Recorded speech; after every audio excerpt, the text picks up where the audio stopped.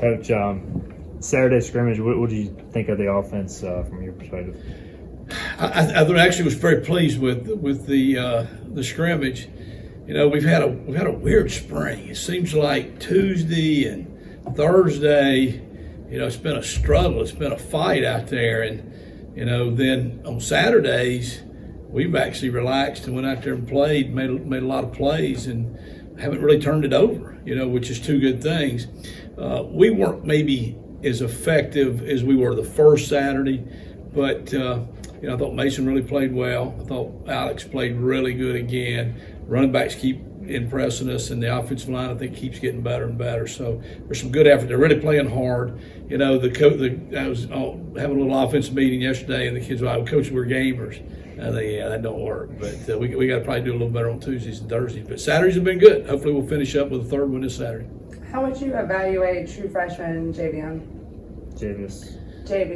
Bond. Yep. He is having a really eye-opening spring for us, I think. He's got really, really quick feet, and he runs hard, very mature for a high school senior right now.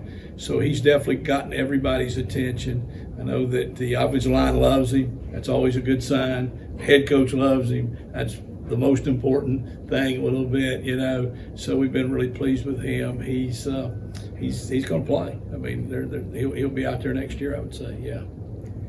Two new hires. I know Aaron's been with the offense, but like all these moving parts under your room, how tough is it to get them acclimated in the mix of spring ball and everybody on the same page? It's been the most difficult of all springs I've been through for that aspect. Now, you're right. Aaron Auer has been a blessing because not only had he done a great job for us, you know, for 3 years, and then especially last year as he moved into that analyst role, and we gave him a lot more responsibility.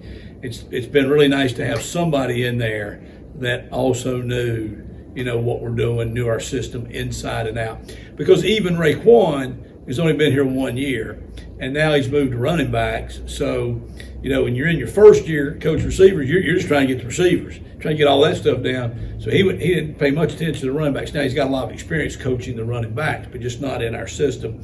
So Aaron's been a blessing, no doubt about it. What we're fortunate, though, is we hired really well.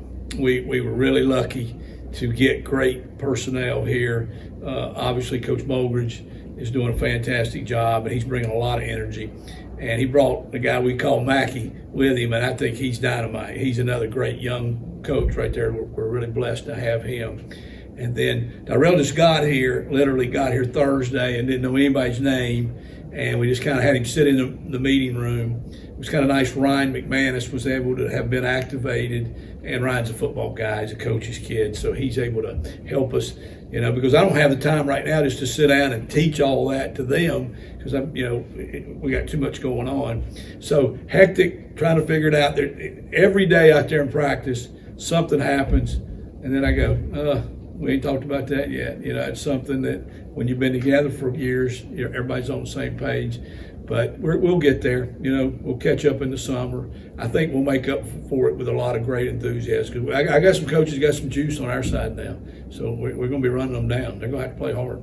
Is it good, too, to have, I don't know, different perspectives coming in? I mean, obviously you're going to have your offense, but you know, Coach Mulgridge maybe bringing some different ideas, that sort of stuff to the table. I do think that's another great point that you're making, in that's a saying. When I worked for Mac Brown, back about his first head coaching job at Appalachian, he had always said that it's good for the staff to turn over because you get new ideas and you get stale, and then you only know what you know unless somebody else comes in. So I've always believed that, you know, 5 to 8 minds is better than one, especially when it's my mind. So, you know, we have a saying in the offense room that, you know, on our ship, everybody's got a row, nobody rides for free. So I make them bring something to the table. You know, I know I have to make the decisions like that, you know, but I want their ideas. And I think that Coach Mulgridge has definitely brought some new ideas, some new ways of doing some things.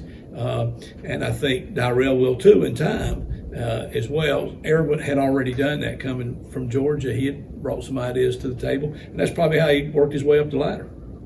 With right tackle, it feels like it's a big spring for Stribling. How has he kind of come along? And I think it's 4th year in the program, or he's been in it a while now. Yeah, he's been here for a while. And, Walt's always gotten a lot of opportunity in the spring because you're always got somebody injured or somebody just graduated. And now he's been left, he's been right, he's played a little bit of guard. He is without a doubt having the best spring he's ever had. And I think he is gaining some confidence. He's still going to be challenged next fall. That's one thing you learn when you go off to play college football. You learn spring practice, the depth chart doesn't necessarily just stay that way. You have to be good enough to keep it that way. And so he'll get some competition in the fall, but I do think he'll be in the depth. He is really starting to show that he can play for us. How has the wide receiver group meshed well together, and has anyone stood out as a wide receiver one? Jalen Johnson's starting to separate a little bit, I think, as a guy to get the ball to. We didn't do a very good job of that in the scrimmage. When you're in the scrimmage, you do kind of script it out a little bit that you want to get certain things done. And, a little bit of it this Saturday was dependent on the field position. We played it a little bit more like a game. But then we got in a 2-minute offense situation at the end of the game, and he made 3 catches, and we kicked the field goal to win the game, like that too. So, I was telling him, and he was telling me, probably need to get him the ball earlier, and more. But I really think he has stayed up. Earlier, I think maybe last week or whatever, I'd said Kerry King was showing that. Josiah Hatfield had a really, really big play in the game. We got to get more plays like that out of him. But I think that's also been a hard spring in that new quarterbacks, okay? These quarterbacks are not like the old quarterback. One thing they throw with the correct hand. Finally we get somebody throwing with the right hand out there. But so the chemistry is not there because they haven't worked together enough, and we're not doing all the same things that we did because Mason and Alex and Raheem are different than Holton. So, it's going to be all within the same system, but you have a huge system. Never one year do you use all your system. You kind of start to narrow it down. And I think that's probably the thing I feel the best about is that maybe just the last week I've kind of mentioned to the offensive coaches, I'm starting to kind of figure out who we are, what we need to do, what part of this offense are we going to be able to run. Can you explain to an average person what there are no average people here. to anybody that might be listening, what the difference between a left-hand quarterback and right-hand quarterback might be? Recent in my experience talking to somebody who might have won a Super Bowl championship was talking about just the difference in throwing with someone just for fun and a left-handed versus right, and how those changes might be important. Yeah, and not to be funny, the obvious reasons, but the ball's going to spin the opposite way. It's a little bit like over here, left-handed pitcher, right-handed pitcher. So, for them, the curveball breaks in on you or breaks away from you, and that's why they do matchups. But the ball definitely spins the opposite way. So you think about catching the ball and stuff like that.